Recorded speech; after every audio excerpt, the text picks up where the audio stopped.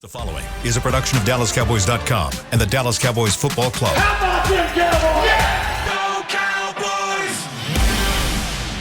This is Talkin Cowboys.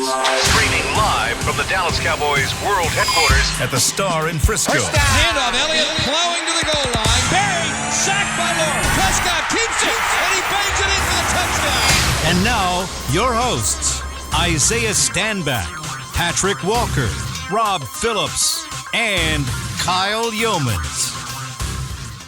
It is a wonderful Wednesday edition of Talkin Cowboys presented by Black Rifle Coffee Company here from the Star in Frisco in the SWBC studios. Welcome in, everybody, as we preview the Cowboys defense against the Los Angeles Rams offense today. This is going to be a fun one. Defense that's been playing lights out this season has only allowed one touchdown in each of the first four games, and they're going up against the reigning Super Bowl champions that are trying to get back on track offensively. Rob Phillips, Isaiah Stanback, Patrick No-C Walker, Kyle Yeomans with you as always. Gentlemen, how are we doing today? Doing fantastic. Swell. Fantastic. Wonderful. Go Braves. Go Braves. Go Braves. Go Braves? Yeah, absolutely. Yeah? And big baseball guy, right? Yeah, big baseball guy. But also, quick shout out to, because regardless of if I like the team or dislike the team, MLB history is MLB history. So shouts out to Aaron Judge for a phenomenal, and phenomenal is understated. There are no adjectives to describe what we witnessed this season from Aaron Judge. So shouts out to him. I think he's going to be the first $500 million player. You say he's going to double up the offer they gave him?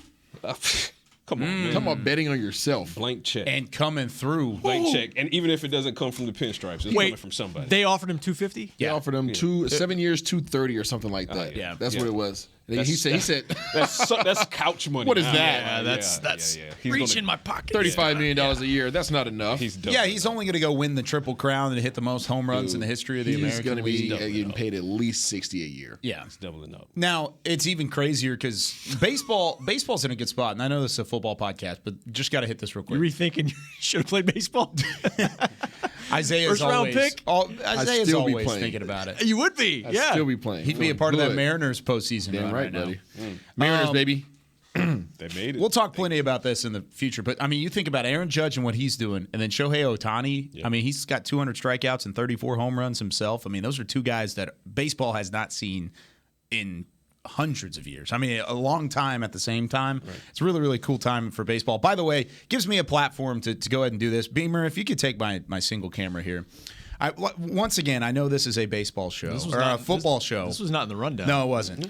But this is a football show. However, I realized last night that I have a family member, a long-lost brother, Corey. We've had some great times, Corey Yeomans, who caught the 60-second home run ball for Aaron Judge. It's been a long time. Miss him? I miss you. I think we need to hang out.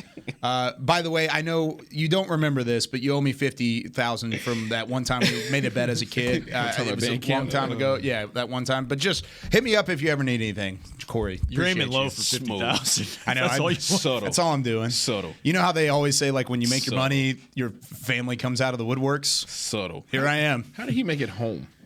The security. Did you what see he they walked whisked out him the away? building. Hit like four cops nah, They around. walked him out the building, but they didn't take him home, I'm Okay, sure. well, he's also kind of, I bet he's he had- well off for the At that most point, part. like, So he's I'm on sure he TV, has he's his on social own. media. That's the thing about social media. Like, now, like, from the time he caught it to the time he walked out the stadium, everybody knew what he looked like. Yeah. So how did you go from outside the stadium? How do you go from inside the stadium to your car or to an Uber or to whatever you're going to do? I'm willing to bet you, because you see what he does for a living. He's well off, at least enough to the point where I don't know what he security does. probably helped him. He's a VP for an investment firm. Yeah. So security probably. Oh, he's walked him definitely to- gonna- Yeah, that's what I mean. he's He not went to his giving that ball private back. car, and he went to his That's what he private does? car, and He's not giving that ball back. And he was he's- enjoying holding his $2 to $5 million baseball. He's as on a the- beach by Friday. as the Mets What would you saw guys the do? Braves celebrate. I know we got to move on, but what would you do? You caught Aaron Judge's ball. He asked for, hey, can I get the ball back? No. You Sorry. honestly want my opinion? No. That what would I honestly do? What would you do? Man, that's my ball. Run me my rubles. Life's been hard generationally. Run Yep. me my paper. I'm right there with you. What are you Nope. doing? What are you doing, Rapi? Let's talk. let's what I talk. mean. Let's discuss. Yeah. I'm not giving it back. That's right? You're not giving it back. I love Aaron Judge too. I think he's a great player, but I mean, it's in my possession. Right. You know what? Right? IRS. It's caught the ball. It's a tough Honestly, call. The ancestors I would think roll I over would- their grave if I just handed that over. Like, I truly believe that I would probably give the ball back, but I would just do it under the condition. Say I will hope that the Yankees would take care of me. I would say, hey, I don't think I could hold on to it, so I'm gonna give it back to you. But I just, in good faith, I will hope that you and the Yankees would take care of me. Handshake. Handshake. This Like is- no this is a terms. difference of opinion, my friend. No, absolutely. That's why I'm asking the question. But I just don't think I could. I don't You're think a I good could- man. Yeah, I don't think I can hold on. no, sir. No, sir. I agree. Hey, I understand my rubles. I understand the opportunities, and I think that Aaron Judge and everybody else understands kind of the sequence of events and how they were prepared for this, right? And that's why I say, hey, here you go, bro. Like, just take care of your boy. Let me ask you So this. does the price of the ball go up or down the more days you get from it, the actual hit? I bet it goes down a little bit until it kind of gets to a spot where it's stagnant. Settling. I'm sure it probably goes down a little bit. So I would sell it quick is what I would do. But let me ask you this. The Yankees never took care of him. The Rangers never took care of him. Nobody ever took care of him. He had to buy his own ticket to get in the building, and he caught the ball. I don't care what happens. That's Give me my my money. ball. That's my ball. My ball. You can have it back whenever I give it back to you Don't you stick that for a over your price leg? tag. Ball. No, not going to happen. Listen, we're talking generational my ball. wealth? Right, generational wealth? Nah. running Same me thing with the Tom Brady ball that was given to him, the 300 touchdown that was they like did given to not- the fan. Yeah, he didn't take care of that guy. They didn't take care of him the same way. That's my point. didn't Run take me care of They my give him season rubles. tickets for like 2 years. Yeah, that's not it. He lives in No, Texas. They gave him what? I think Tom Brady ended up giving him like a Bitcoin or something like that, Ooh, congrats. No. Yeah, okay. which is worth. And it went down. Yeah, right now. it's not looking great right now. so. Dollars, yen, euros, rubles, run me all of it. Man's got options. Yeah, good for him. All right, enough of this. Let's talk news and notes. Dallas Cowboys back on the practice field today after an off day yesterday. Rob, we got some news about a deep snapper. Yeah, there's an injury we did not cover yesterday on the show. Actually, we went upstairs afterwards and found out Jake McQuaid, long snapper, expected to be out for the season with a torn triceps. And if you go back and you watch the All-22, it was the last punt of the game. Derek Forrest, I think, for the Commanders, is punt rushing, trying to block the punt. And McQuaid kind of wrestles him to the ground. And when he gets back up, his left arm is just limp as he's running down the field on the punt coverage. He's still covered. Still, well, kind of. He tried. I think he got about 10 yards and fell down. Like, this hurts. More than most. Yeah, no, give him credit. So they are having to adjust, and they signed or expected to sign 2 long snappers to the practice squad before practice. No. Matt Overton and Tucker Addington. No, it's not LP. LP was not among the 4 workouts yesterday. I think he's Does enjoying LP really need to retirement. work out? He wasn't signed though. I know. 18 years in the league, maybe not. Maybe not, but I think He probably sneezed. You and Nick snaps the said, ball. he says, if LP gets signed, Witten's at the front door going, hold on, guys. Yes, No. there's a certain There's record a record out stake. there There's a at little stake. You know bit that, of right? extra to that. That's a very important position, though. Very important position. Very. I know- Outline it. I Why? know because most people are going to write it off as, oh, it's just a specialist. He's not even a kicker or a punter. Listen here, the kicker and the punter don't get the ball. right. Unless this dude snaps the ball accurately every single time. Much like the holder is important. I know Cowboys Nation remembers how important the holder is. Don't do that. I'm just saying, it's true, right? Just as much as emphasis is put on the holder, the snapper is just as important because you need that ball to be in the same place every single time because you are literally operating out of what's the term I'm looking for? Muscle memory. Yeah, it is. It's muscle memory, not only as a snapper, but as the holder too, and the kicker, and the punter. Yeah. Everything's timing. It's just routine. It's freaking routine. That's what I'm looking for. Yeah. The routine, like everything is routine. Like you don't even think about it. Like it's instinctual. Well, it's exactly to the point that you're making is what I mentioned on Media Mash, what I mentioned on the heels of the team parting ways with LP.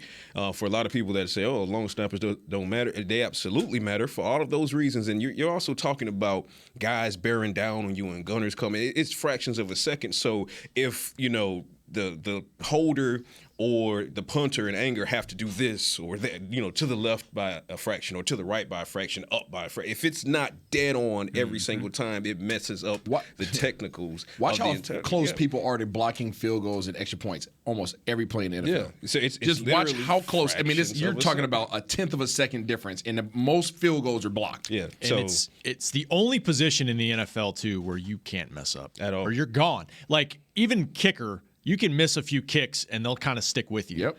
if you have like 2 bad snaps, you're done. They're looking for somebody else. And that's why what LP did for so many years was so impressive, man. Like, you never talked about it. And it was perfect. You know, the phantom created penalty in Washington notwithstanding, it was perfect. I mean, LP had a perfect career, and to be able to do that is inhuman. So, you know, long snappers matter, and the only thing we can say is because Nui asked me yesterday, am I concerned?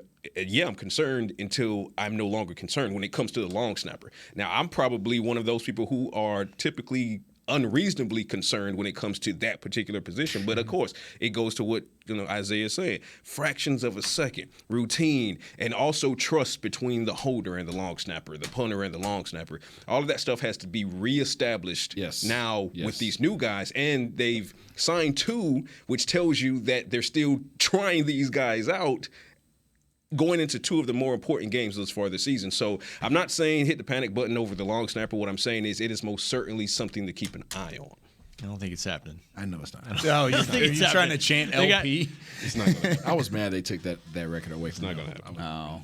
It's not going to happen. So they got 2 guys on the practice squad expected to officially be for practice, and then they'll make a decision. Also expect McQuaid to go on IR and Will Grier, especially assuming Dak will not play this week, which hasn't been ruled out, but that's probably the expectation. Will Grier, he's out of practice squad elevation, so they'll bump him up, sign him to the active roster.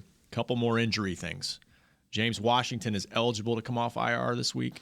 I don't think that's going to happen yet.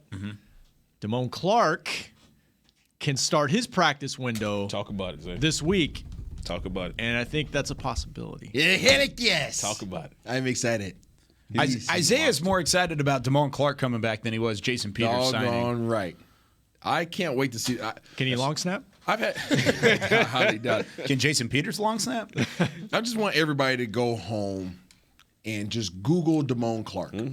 Google him. Just Google him. Don't look at his LSU pictures. I want you to look at all the headshots that they have of him in a Dallas Cowboys practice uniform and just look at the intensity on his face. And tell me that's not a man that, not that one. He looks pretty intense He right looks here. pretty intense right there. Even his smile is look at intense. that. Even his smile is intense. But look at that one right there. That's the one I'm talking about right there. No, go to the other one. Smile is Go to the other one. Do a one shot on the other one You're right talking there. about this one right That there. one right there. Look, That one right zoom there. in on that one. How about that? Yeah, zoom in on that one. And do a one shot on that one, Beamer. I don't know if I can do that. Yeah, You got to make that bigger. There's a Give me a second. computer. So this guy is intense. I've had conversations with this young man. That's a specimen. Jesus. That's a specimen. He's a large human. Yeah. He's a very large human that's very athletic, very fast. I know I was standing on the table yelling for, Nakobe Dean before, when the draft stuff happened. Yeah, you were.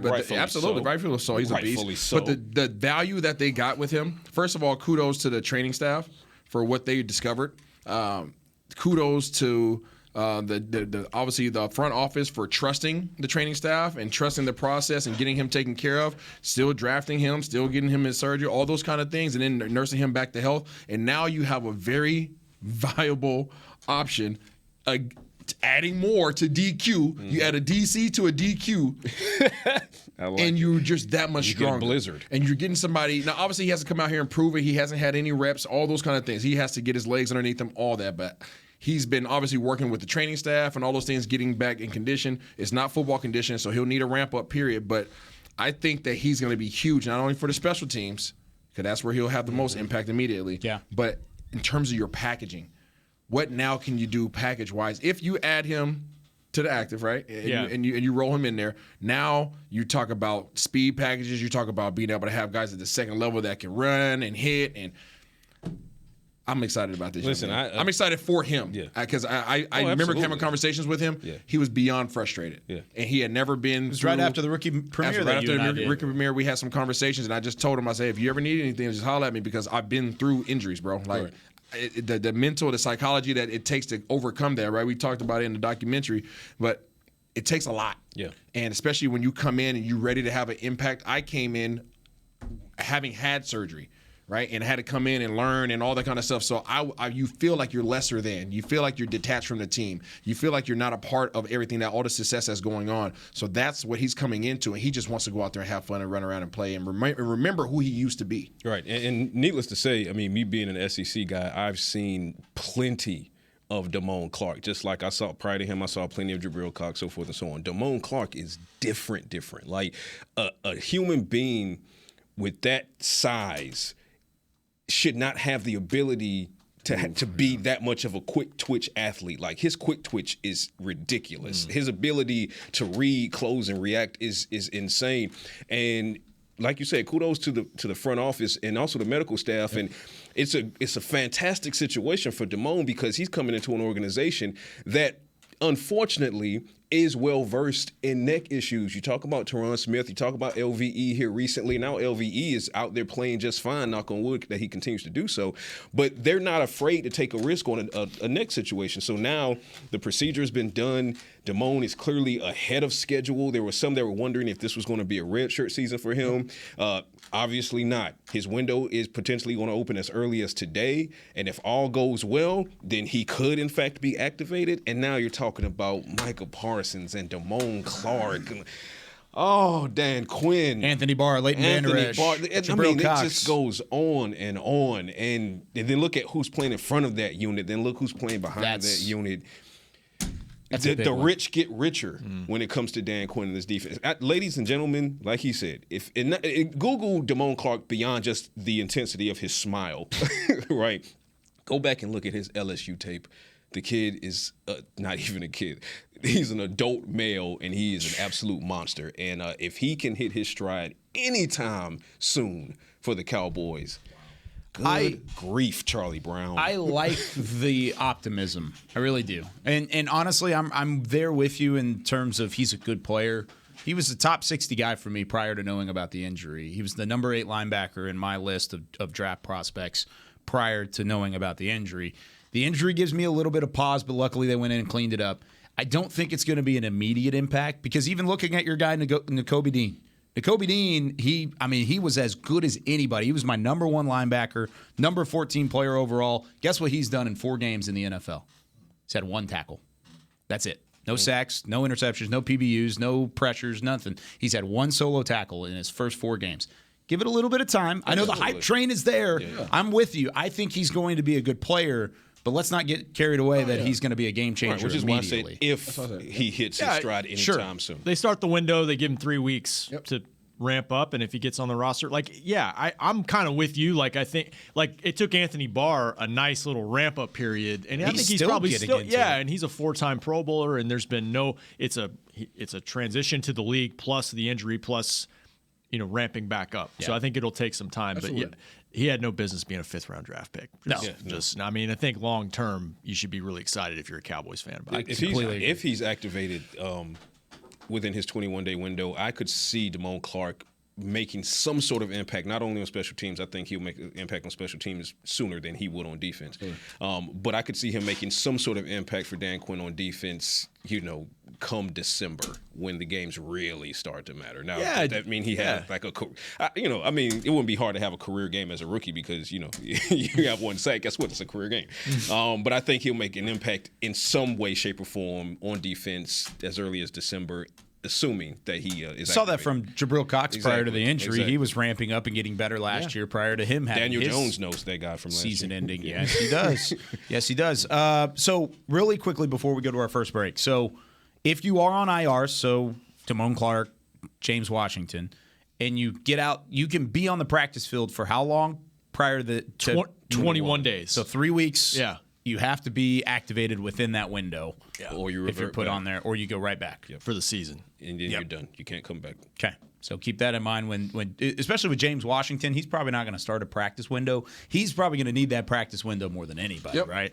I think from a wide receiver standpoint, we saw that when Michael Gallup. It took him almost 3 weeks to ramp up without actually going on to IR. So, all right, when we come back, let's take a look at how this Rams offense can challenge the Cowboys defense. There's a ton of weapons still on that Rams offensive side of the football. And is Allen Robinson finally going to wake up for them on the outside against this cornerback room, or are they going to shut him down? When we come back with more Talking Cowboys right after this.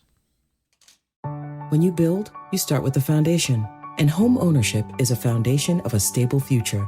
The Bank of America Community Home Ownership Commitment has helped over 34,000 people lay the groundwork so far, with up to $10,000 towards your down payment or 3% of the purchase price, whichever is less. The satisfaction of owning your own place can become a reality. Visit bankofamerica.com/homeowner to learn more. What would you like the power to do? Bank of America N.A. Equal Housing Lender. Credit and collateral is subject to approval. Restrictions apply. This is not a commitment to lend. Lil Sweet! Did you get to work on time? Yeah, but I just realized it's Sunday. Lil Sweet says head on home. Dr. Pepper's on its way. So sweet, unique. Baby, there's nothing better. I bet you've probably done something that deserves a Dr. Pepper. Did you invest your nest egg in an NFT? Yeah, and I don't even know what that is. It's a non-fungible token. Everyone's done something that deserves a Dr. Pepper. Todd thought it would be secure to jog in the cheetah savanna. Todd believed the big cat repellent he bought online was reliable. And now, Todd is trying to be faster than this cheetah that can run 80 miles per hour. But the good news is, Todd has AT&T 5G that is fast, reliable, and secure. And he learned the best thing to do is stop running and toss her the backpack with the beef stew. AT&T 5G. Fast, reliable, secure. It's not complicated. 5G requires compatible plan and device. 5G may not be available in your area. See att.com/5G for you for details. Are you ready to take coffee off your grocery list forever? Black Rifle Coffee Club is here to help. As a coffee club member, you'll get your favorite coffees roasted, packaged, and shipped to your door free of charge on your preferred schedule. Set it, forget it, and never run low on coffee again. Members also get exclusive deals on coffee, products, and discounts from partner brands. Ease your mind and let Black Rifle worry about your coffee supply. Go to blackriflecoffee.com to join the coffee club today. Back to Talkin' Cowboys.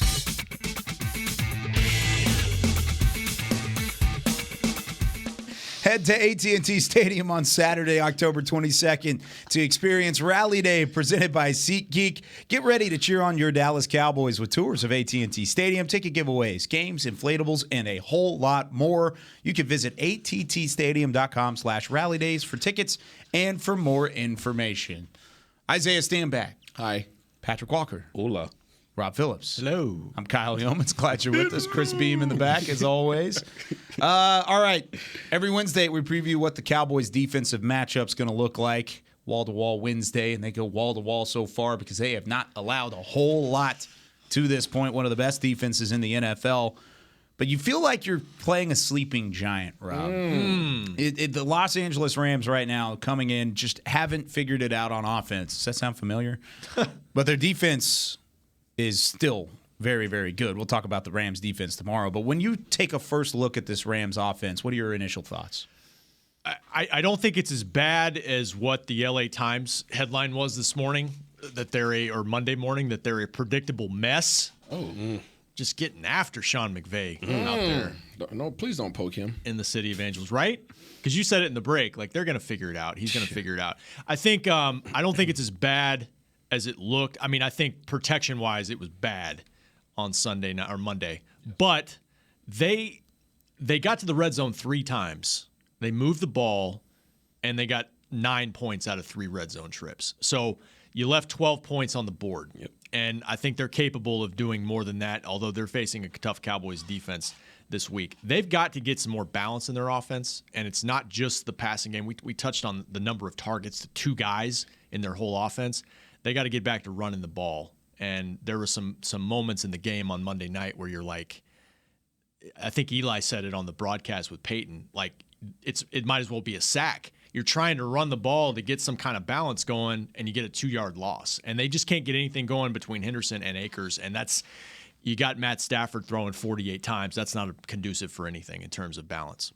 See, unfortunately for them, the Cowboys, they know very well that they need to improve this run defense. And you go back and you listen to sounds of the sideline, and one of the biggest things that I took away from that was DeMarcus Lawrence being upset that the run defense was not what it should have been or up to expectation. So you have a team leader like that, a unit leader like that, who's just beating the table all week in practice and in meetings, basically saying we have to make sure that we don't allow the Rams to get Akers and Henderson off. Otherwise, our secondary is going to have a long day. So this is a Cowboys defense that also has been doing very well in clamping down in the red zone. You talk about the Rams only being able to convert those 3 red zone trips for 9 points and leaving points on the field. Well, they are, like you said, they're going against the Cowboys defense that is routinely stingy in that area of the field. So it's not going to get any easier for the Rams. And then now you talk about the offensive line, which we mentioned on yesterday really briefly. They were down to a backup center who is actually a guard, moved to center in Shelton.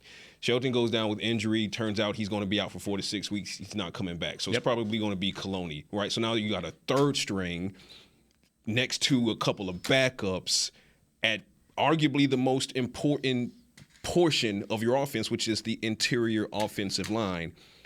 If the Cowboys can just win those personnel matchups like they should, and fairly, I don't want to say the E word easily, but fairly handily, let's put it that way, then the Rams are not going to be able to run the ball. And that's going to force Matthew Stafford into a 45-plus yard or 45-plus attempt game, and that plays right into the hands of Dan Quinn and this defense.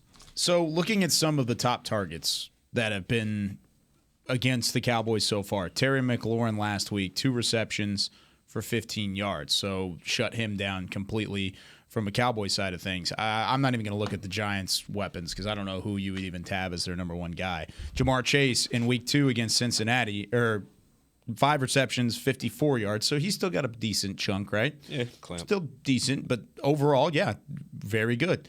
And then week 1, Mike Evans had 5 for 71 and a touchdown. Really the touchdown, and there was like one drive in there where he had success. For the most part, Dallas has had done a really good job on the edge of slowing down these top targets. Why is this different, though, with Cooper Kupp? Most targeted in the NFL by like 50 targets since week 1 of last year over Tyreek Hill. He's had 287 targets since week 1 last year. Tyreek Hill is second in the NFL with 230. Cooper Kupp still getting his yardage, still getting his receptions, even though they know the football's going his way. Why is that different than some of the other opponents the Cowboys have faced? Because you got Cooper Kupp can run routes from all over the place.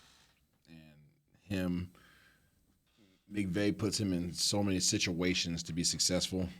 It's really hard to scheme him up. If you go back and watch any of the film last year, this year, whatever year you want to in regards to Cooper Kupp, this dude's outside, he's inside, he's stacked, he's on the ball, he's off the ball, he's out the backfield, he's in motion, he's shifting. You don't know where the heck this dude is at. So you can't scheme him up versus a Mike Evans, where's he going to be at? Outside. Jamar Chase, where he's going to be at? In the slot or outside? Like, it's pretty predictable in terms of game plan. Okay, if he's outside, this is what we're doing. If he comes to the slot, this is what we're doing. Cooper Kupp, there's formations you got to create names for that these guys come out in, and they're doing it just because you can't scheme him. You can't in and out him. You can't man-to-man him. You can't zone him. He's going to get the ball. What you want to do is simply just make sure that he doesn't get behind you. That's the biggest thing with Cooper Kupp. Right. Cooper Kupp's going to get 10 catches. He's going to get 10 catches because they're going to throw the ball to him 15 times. And it is what it 20. Is.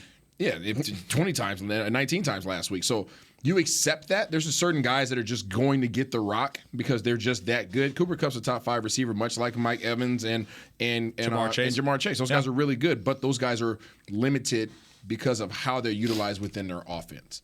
They're able to make big plays from those particular positions versus Kupp, he can make plays from anywhere. How does Dallas combat that, though? Keep him in front of you. And like you said, stop the running game. You can't shut – I don't know of a time anybody's ever shut down Cooper Kupp. I mean, it hasn't happened since last year. That's what I'm saying. Like you just it's hard. It's a hard guy to shut down because he's everywhere, and you just accept the fact that he's just keep him in front of us. Right. Let him have the ball. Just don't let him get past the yard markers. Right. So, yeah. Because a great example was the last drive in the Super Bowl. Like everybody knew where it was going. And it didn't matter. And that's why part of me is like 19 targets. Well, I kind of get it. Like he is always open. I mean, 95% of the time, the guy's he's created space. Sure. Even when he's not open, he's open. Yeah. But the pick 6 at the end was a product of you don't have enough balance in your offense, and they San Francisco knew where the ball was going, and they great anticipation. And they had ran that play 1,000 times that day. So I think that's one of the reasons why the Times are probably getting on McVay right now, because not only did they not distribute the ball evenly enough throughout all the different options they have on offense, but they were running a lot of the same type of plays. They ran a ton of screens, a ton of outside screens, so it was very easy to read. Those indicators were easy for the defenders.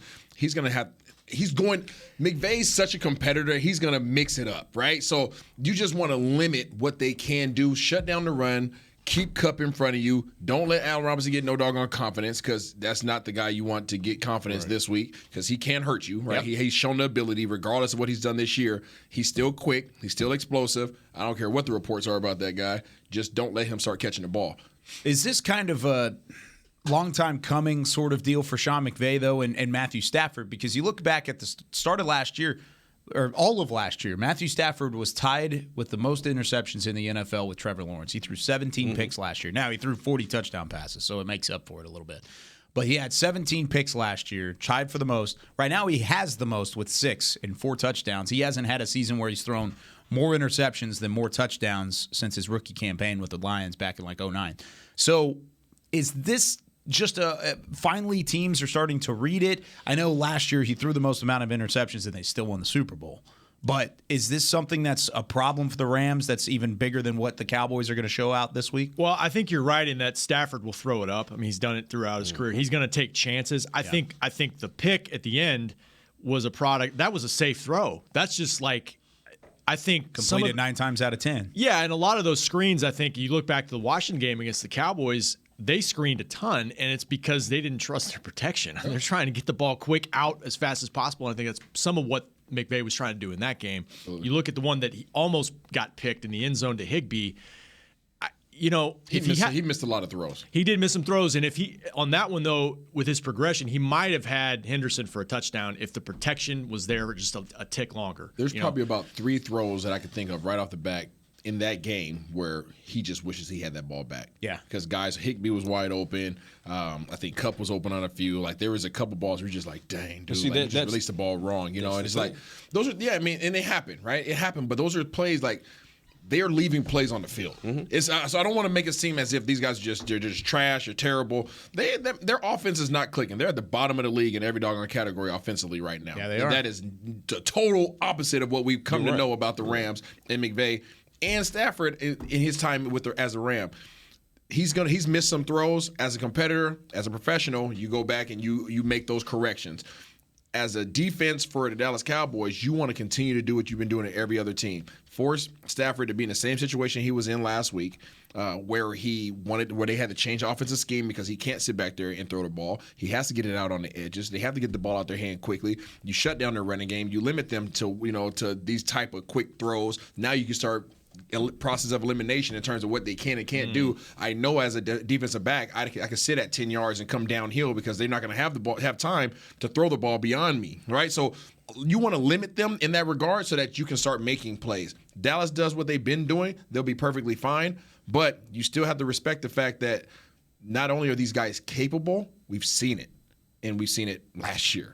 And they've had a lot of change offensively in terms of the offensive line. You guys just touched on that. They are hurting there. Nobody's talking about Andrew Whitworth either. That's major. Yeah, to retirement. And that's what you need is, if you're the Cowboys, you need to make sure that you understand when it comes to Matthew Stafford, you need to shorten his clock. If you shorten his clock, he will give you the ball. If you shorten his clock, he will give you the ball. That is the blueprint for Matthew Stafford. And you talk about protection or lack thereof. The reason they're leaving plays on the field, it's not by accident. It's because the clock has been shortened. So he doesn't have time to go through the progressions to see what he's seen later on film. Oh, God, I should have hit Higbee here. I should have. The reason he can't in real time is because guys are bearing down on him. This is also a Cowboys defense that has yet to allow 20 points in a game. This plays into the Cowboys' favor because, first of all, again, respect the Rams and what they can do, because Matthew Stafford could easily come out and be an all-pro on any given Sunday. But this is how you prevent that from happening. But also, this Rams defense, or offense, I should say, they've only scored 20 points, or they scored 20 points or fewer in 3 of their first 4 games. 10 points or fewer in 2 of those first 4. They're simply, I don't know if they're asleep or if it's a combination of them being asleep trying to jar themselves awake, or if it's simply you don't have the horses up front to give you the time to let Cooper Kupp get behind you, right? Because in order to run a go route to get behind your safeties, the quarterback needs time in the pocket to deliver that ball. And when you don't have it, those go routes, those would-be go routes, then become hooks and flats and screens, and the field starts shrinking vertically. And then you can tee off. I think you nailed it. I think that's what's happening with Carson. Carson Wentz has guys that can make plays down the field. They just didn't give him any time the last couple weeks. And Marcus Mosher put out on Twitter, I think they're the lowest big play team the Rams are right now. 16 explosive plays so far. That's a product of the protection probably. And I think you teased Allen Robinson. He's a new guy in the offense, and maybe it's just a matter of connection not clicking yet. Yeah, I've got some really interesting stats about how this Rams team is different than what it has been under Sean McVay in the past. And I'm going to hit it on the other side of the break. And we're also going to talk about how can this pass rush take advantage of that Rams offensive line when we come back with more Talkin' Cowboys presented by Black Rifle Coffee Company. Todd thought it would be secure to jog in the cheetah savanna. Todd believed the big cat repellent he bought online was reliable. And now, Todd is trying to be faster than this cheetah that can run 80 miles per hour. But the good news is, Todd has AT&T 5G that is fast, reliable, and secure.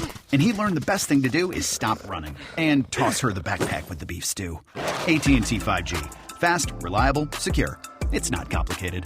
5G requires compatible plan and device. 5G may not be available in your area. See att.com/5G for you for details. Black Rifle Coffee Company serves premium coffee to people who love America. When you drink Black Rifle coffee, you are directly supporting veterans, law enforcement, and first responders in your community. Black Rifle's expert roasters love coffee almost as much as Texas loves football, so it makes sense that America's Coffee partnered with America's team. Go online at blackriflecoffee.com and fuel up with the official coffee of the Dallas Cowboys. That's blackriflecoffee.com to fuel up today. Lil Sweet! Did you get to work on time? Yeah, but I just realized it's Sunday. Lil Sweet says head on home. Dr. Pepper's on its way. So sweet, unique. Baby, there's nothing better. I bet you've probably done something that deserves a Dr. Pepper. Did you invest your nest egg in an NFT? Yeah, and I don't even know what that is. It's a non-fungible token. Everyone's done something that deserves a Dr. Pepper. Want to use what the pros use? How about the official men's skincare brand of the Dallas Cowboys, Jack Black? Right now, you can get the Jack Black Starter, a curated collection of Cowboys locker room favorites for just $10 with free shipping. The starter includes 4 Jack Black skincare favorites, plus a full-sized intense therapy lip balm. Go to getjackblack.com/cowboys and use the code word TEAMJB. That's getjackblack.com/cowboys. The Jack Black Starter, $10, free shipping. Back to Talkin' Cowboys.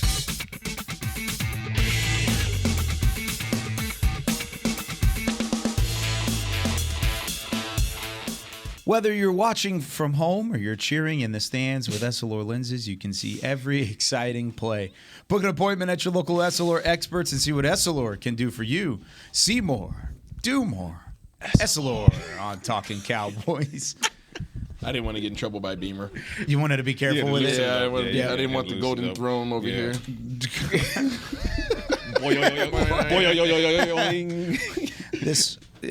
The mic stands in here. It's a discrepancy. Let's just say that. Yeah, strong there. That thing is luxurious. Mm-hmm. No doubt about it. Opulent, even. Opulent's a great, kind of almost gaudy with this. If you get me mad, every one of y'all are going to have one of these. Beam's going to be. I have enough. Here's a let goal. you know. I can get enough. Is this from the old studio? Like back whenever they used to? You got to be jeweling. Oh, okay. Like at this point, you just got to be jeweling. Yeah. We have like 3 extras of Warped those. ski crystals. I like it. Looks like that's from Jib Jazz's desk. Hey. All right. Jib Jazz. All right. Back here, final segment here of Talking Cowboys. Chris Beam, you just heard him. Rob Phillips, Isaiah Stanback, Patrick Walker, Kyle Yeomans. All right. With the Cowboys win this week, Sean McVay will be under 500 for the first time after week 2 or later in the entire time of his tenure as the head coach of the Los Angeles Rams. He's never had a losing record. Actually, the worst record he ever had was in week 16 of 2019. He was 8-7. That's the worst record he's had as the Rams head coach after week 2. So it's been a while since the Rams have been under 500, and the Cowboys could get him there with that moving into this week. Now, you also talk about the way that their offensive line has not been playing well. Rams currently have a minus 24-point differential in 2022 after having a positive point differential through 4 games in each of the first 5 seasons under Sean McVay. Their lowest prior to this year was plus 13. So that's what, like a 35-point difference, 37-point difference, something like that. That it's different now with Sean McVay. This doesn't look like the same team. Where is the weakness of that offensive line, Patrick? Because Dallas is going to get after teams. We've already seen that through the first 4 weeks of the year. How are they going to get after the Rams? Well, what should terrify the Rams is the weakness. The biggest weakness is not simply the interior of the offensive line. It's more specifically the center position, which is critical to making sure that, I mean, you talk about time we were talking about the long snapper situation. You talk about your quarterback having trust in the center, and that particularly on shotgun formations, that ball is going to be there timely. The cadence is going to be understood. Isaiah has spoken a lot about cadence this season. All of that stuff matters, and now you're going to your third string center, and when that third string center walks up, he's going to over process because he's trying not to make a mistake, which is why he's probably going to make a mistake. Now that could be a poor snap, whatever the case may be, but not only does he have to make sure that the timing and the rhythm and that he understands Stafford's cadence correctly, but he also then has to understand that once he flips his head up, look who he's staring at. He's staring at Neville Gallimore and Osa Odigizua and Quentin Bohanna and Chauncey Golston, and good luck, young man. So I think that you look at the interior of the offensive line for the Rams. You look at the center position, third stringer coming in, who's not, that's not his base position. That's a major, major problem. And Stafford already, quiet as it's kept, or maybe loud as it's kept, he doesn't trust those guys up front, and you're seeing it on film. And now you're going to throw a third string center in front of him against some horses from Dan Quinn. The trust level is going to go down that much more. So in week 5, and the pork chop is tender in the center. Cowboys just have to eat a hole through it. Ronnie.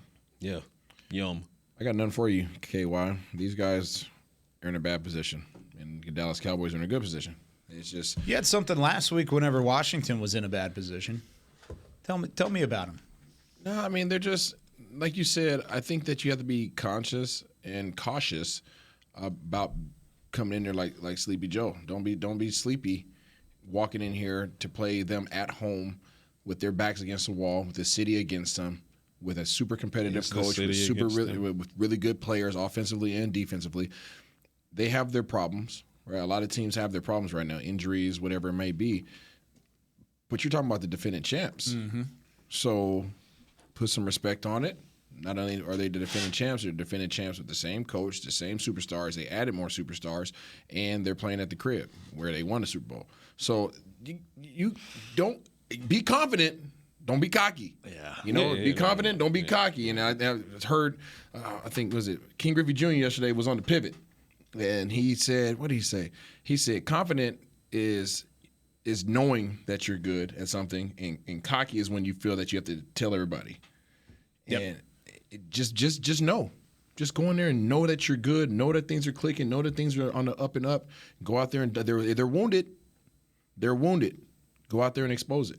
Usually it's teams that have a target on the Cowboys' back just because the brashness of the brand and the visibility that they bring. But are they even able to be confident and or cocky, either one, after the 3-game winning streak? Have they earned that right yet? I don't get the sense that anybody on this team is cocky. That's kind of what I'm thinking. Yeah. I mean, that's kind of where I'm leading. I don't think they've earned that right yet, especially to go up and be too confident and overly confident against the LA Rams, who just won a Super Bowl, right? I mean, there's been times where the Cowboys, and Dak has even said it, where they've, kind of feeling themselves a little bit when they've gone on a win streak. It's happened before. Mm-hmm. I don't think that's the case because I think it shouldn't be the case because clearly offensively there's things that they are limited at. Right. They got some continued issue. Like there's things you can point to this Washington game where you're like, hey, the protection up front, the running game, we couldn't get that going. Defensively, leaking a lot of run yards. They need to get more takeaways. Like there's a lot of stuff on film that even Dan Quinn can point to and be like, we can be better at this, we can be better at this. There's a ton of room for improvement, even on the defensive side of the ball. They shouldn't be cocky. They should be confident because I think they know they're good. But, Isaiah's right. Like, you got to put respect on the Rams. This is not the first time that people have said Sean McVay has been figured out. It's not the first time. No. And they'll be back. He's probably one of the most, you think about the most creative, ingenious minds offensively in the league, McVay's name comes up. No doubt. So for him to be at the bottom, and you know how competitive he is. He was the youngest coach, right? Youngest head coach or whatever it was at some point in time. This dude is he's confident. He's freaking competitive. He's infatuated with the game. This is not when you talk about young coaches. And I guess I'll make this comparison. Was it Kingsbury? What's his name? Kingsbury. Yeah, King. I can't even say his name. Kingsbury. No disrespect. Okay, in Arizona, both young coaches, both offensive minds. One of them you just hold in a high regard. Right, one of them you just hold in a high regard because you're like, if this dude gets knocked down, like, dang it, like, watch out, like he's probably gonna be pissed off. Mm-hmm. And this, like, if there's any coach in the league that you feel that way about, it's this guy right here. Yeah, I mean, McVay isn't figured out. I mean, that he continues to prove that time and again. But it kind of goes back to, I harken back to our conversation about Brian Daboll, right? All right, you have one of the better, brighter football minds in the NFL that you're going against. Respect that. At the end of the day, doesn't matter. Personnel, it matters until it doesn't matter, and it doesn't matter when it comes down to personnel and execution. And you saw McVay throwing some of his players under the bus in the press conference after the loss to the 49ers by basically saying the guys we expected to step up didn't do what we wanted them to do. Didn't do like it. Right. You got to love it, but at the same time, that tells you that to a large degree, it matters. The scheme and all of this, it matters. But if your horses are not built to stop these dogs, then your horses are going to be sandwich meat. That's just what it comes down to. And there's no variation at any given Sunday. Caveat, any given Sunday. But there's nothing that I see personnel to personnel wise, offensive line to defensive line, and then you throw in Micah Parsons and in the Where's Waldo format. Where is he at? Where is he on? Et cetera, et cetera. And Micah Parsons, by the way, hasn't had a technical sack, and I say a technical sack in 2 games. He's not cocky. He's out for blood. This defense wants to improve. Tank, they were up when he was frustrated about not stopping the run. He wasn't over there like, oh, well, we're up, let them have it. No, he was like, we have to stop the run. This defense is just monstrous, and they're going against an offensive line that is exceedingly porous, and there's a quarterback behind that offensive line that has shown you when you shrink his clock, he will give you the ball. This is a winnable game for the Cowboys in a stadium that should be heavily populated with Cowboys fans. Even with the Super Bowl champs in town? We're just there, 7-8 weeks ago? Yeah. Yeah, we were. So travels. I'm glad we had this conversation now, because if you were going to overlook a part of the offense or a part of the Rams, it would be their offense. And Sean McVay is going to pick that up, and it's going to be there. You're going to have some challenges. You cannot overlook the Rams defense, though. They've been playing really well. Yeah. They're going to be tough to get past at any point throughout the season, especially this week when you're still trying to get back on track on your offensive side of the football. We're going to preview that matchup tomorrow right here on Talkin Cowboys. Special thanks to our friends at Black Rifle Coffee Company. Go check them out at blackriflecoffee.com. That's it for us today. For Chris Beam, Rob Phillips, Isaiah Stanback, Patrick Nosey Walker, I'm Kyle Yeomans. We'll see you tomorrow with more Talkin Cowboys. This has been a production of DallasCowboys.com and the Dallas Cowboys Football Club.